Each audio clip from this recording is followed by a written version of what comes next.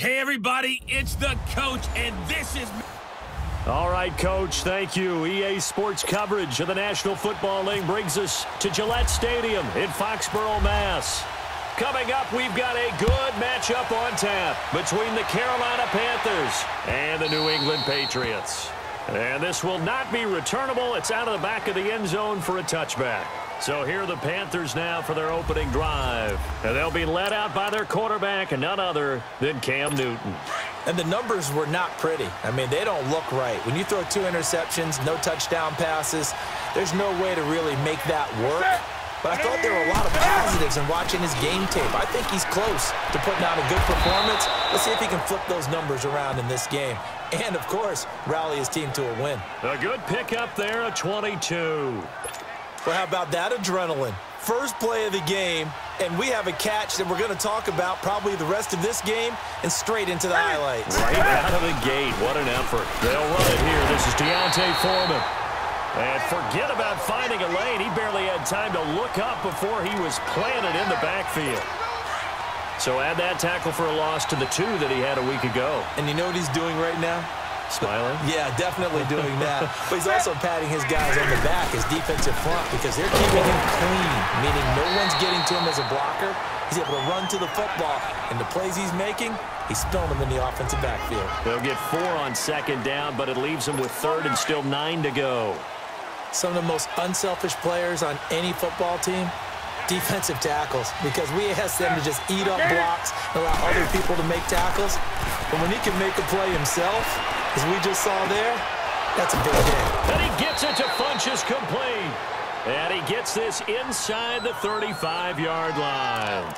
First connection there of the afternoon for those 2, and it's good for a first down.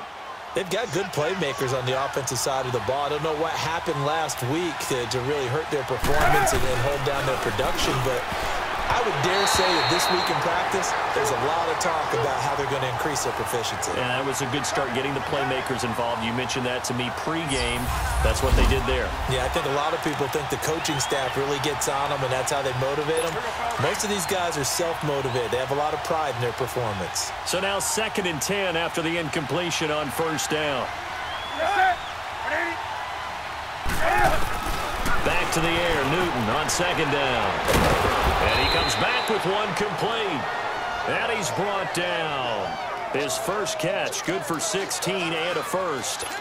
I do believe we'll see a little bit more of this as this game progresses, because when you can have that type of a game in the middle of the defense, it hurts them in so many ways, because most teams like to be strong down the middle. And if you can sting them there, that opens things up for you on the outside as well. But that's where their big tight end, is so good, that middle third, the seam routes, the in routes. Yeah, you're right. Probably see more of that. Yeah, it takes a lot of courage and fortitude to go in the middle as well, and he's got it. Now a play fake, and it's Newton. And his throw's going to be incomplete. I don't think either one of us is surprised about who they just targeted on that one. I mean, they're going to try and get to him as much as possible. Off to a nice start, but unable to haul that one in. Yeah, already looked his way a couple of times on this opening drive. Can't connect there. Now flags will come in. I think this one's going to be on the defense for jumping.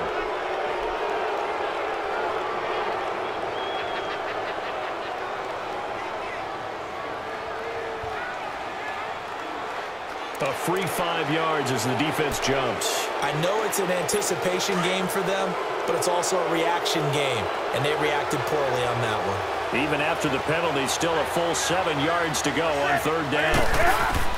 Throwing on 3rd down, Newton. He's going to leave this for his running back. It's complete. And he'll go down here at the 12-yard line. Just a 1-yard pickup on the play, and that's going to bring up a 4th down. Instead of throwing it downfield, Charles, they just tried to dump it underneath there. You like the call? I do. I think it's a high-percentage play because you get the completion, and what you're counting on. Oh, they get to the football. It's blocked. It's picked up. A live ball here, remember. So the next time we leave one of those coaches' meetings and we're walking out in the hall and you're like, how come we spend so much time talking about special teams? Here you go. This is why. This is why, right? And then look, I'm right there with you. We hear it every time we meet. Oh, a ball batted in the air, and now it's intercepted. Picked off at the 35. And he brings it back to right around the 26-yard line.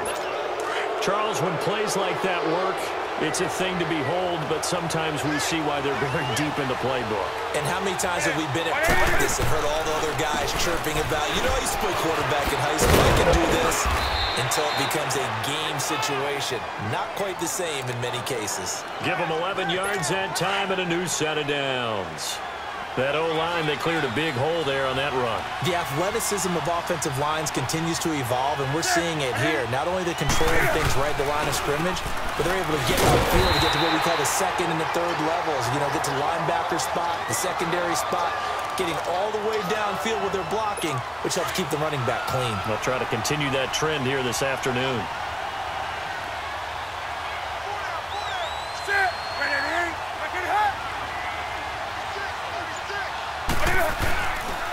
A carry for Foreman, and he is met quickly in the backfield. Down he goes, folded like a lawn chair. It's a loss of 2, now 3rd down. And our statistician, Ben Ramsauer, just held up 3 fingers to remind me he now has 3 tackles for a loss only in the first quarter. Well, Ben's got it detailed perfectly. He always gives us the right stats.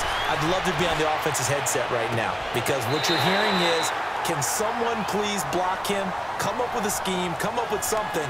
Make sure you block him because he's disrupting everything. Meanwhile, on 3rd down, they take a shot at the end zone, but it's incomplete.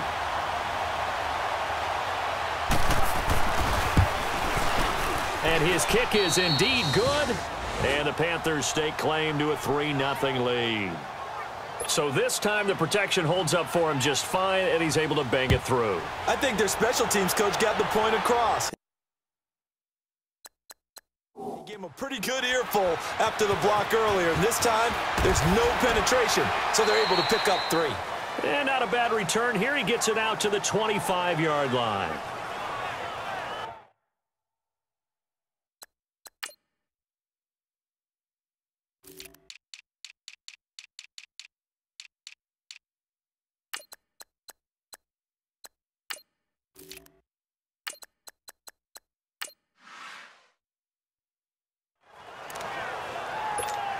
Now the Patriot offense set to take over again. And last time wasn't pretty. One play and an interception. We'll see if they can do better. I want to see if they want to go ahead and throw the ball again now on this drive after what happened on the last one. Throw it on the first play. Give the quarterback some confidence. See what happens.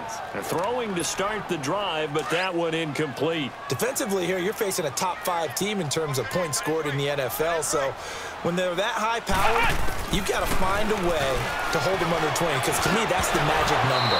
20 points scored, you give yourself your best chance to win. So if they're up around 24, 28, 30, they could be in some trouble. And I think so, because then you turn it into a shootout, and that means your offense has to keep pace. So back-to-back incompletions, and that has them staring at a 3rd and 10. Looking to throw. Hale, he may try and run for this. 17 yards there for the Patriots as they've got themselves a 1st down.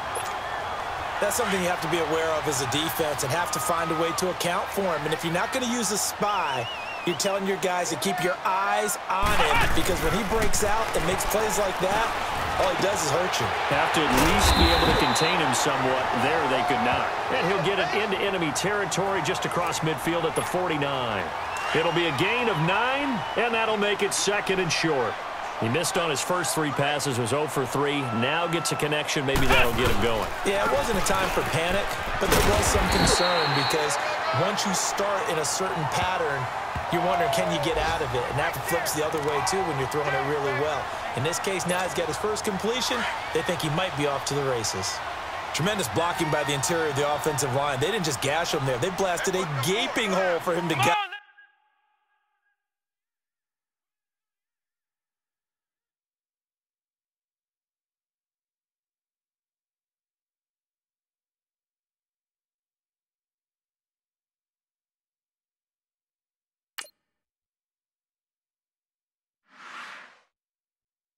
Up through.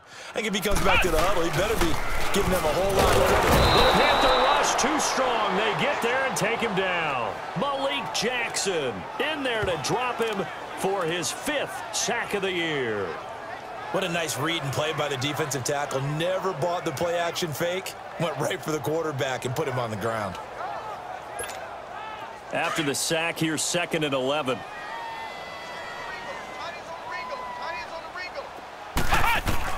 Looking to throw on 2nd down. Hale. And he's got it. Got his man on the end route. Complete.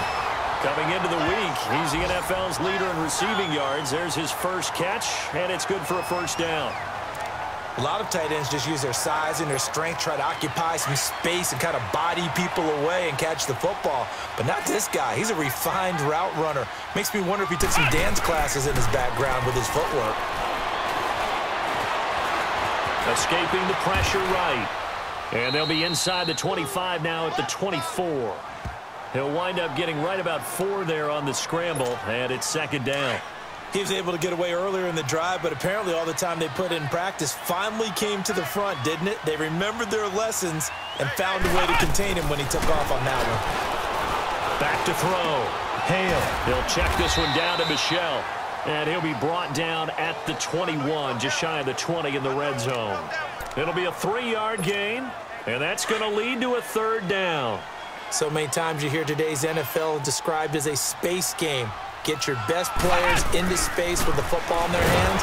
Nowhere to turn this time, and he goes down. Sack back at the 29.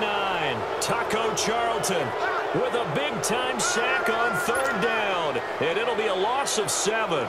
We always talk about how teams are so competitively matched and you just want to make those plays that give you an advantage.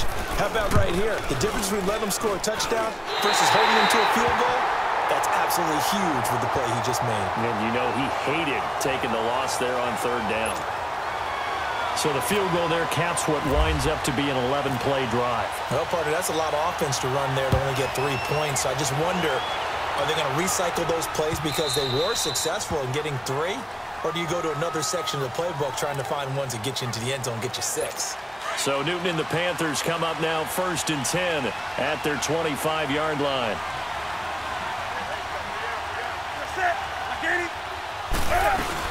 They'll start the drive with a give to Foreman. And he'll work his way across the 30 to the 32.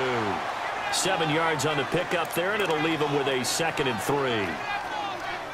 Despite the blitz, they're still able to pick up a nice, solid gain. The disadvantage of blitzing often alters the normal spacing and run fits and leaves creases like they were able to exploit right there.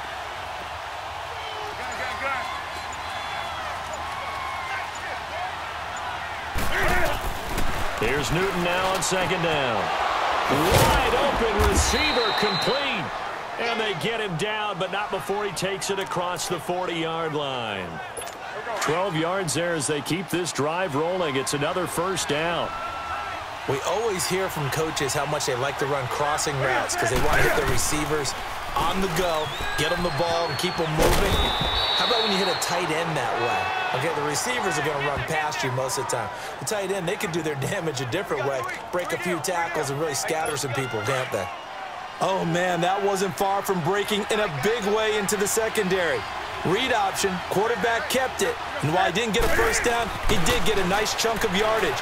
Only a nice tackle prevented it from maybe going all the way. A 2nd down pass play there, but it's incomplete. And the hit jarred it loose. It's incomplete.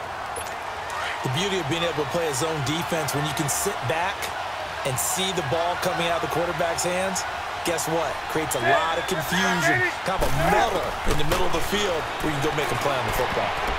And that is incomplete. Not only was the call spot on, how about the execution of that defense right there? The zone was absolutely locked up tight. He was trying to force it in there on 3rd down. But if there's a time to force it, he felt like he needed to make a play, right? Yeah, exactly right. 3rd down, you got to try and find something. There's nothing available there for him.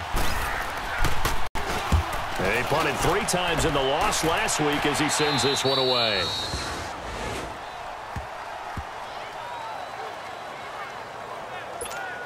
Now the Patriots offense, they worked their way back out onto the field. And last time able to get 3. It's not what they wanted. They wanted 6, but they got at least something. They mustered something out of the drive. They'll take it. Now the pressure comes and he goes down. Just inside the 10, back at the 9.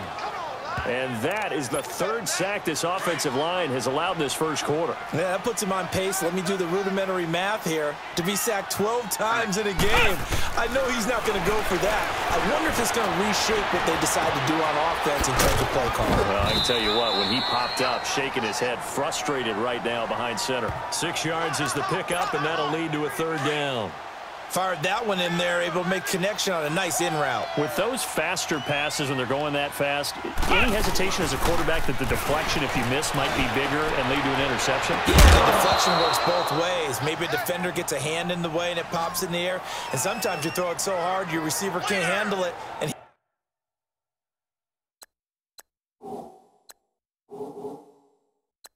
he pops it up in the air for the defenders to grab as well. But a moot point there as they were able to connect. The Patriots send out their punter, standing just about on his own goal line. Now they're going to fake it from deep in their own territory, going absolutely nowhere. He'll wind up losing a yard or two. Anytime a fake doesn't work,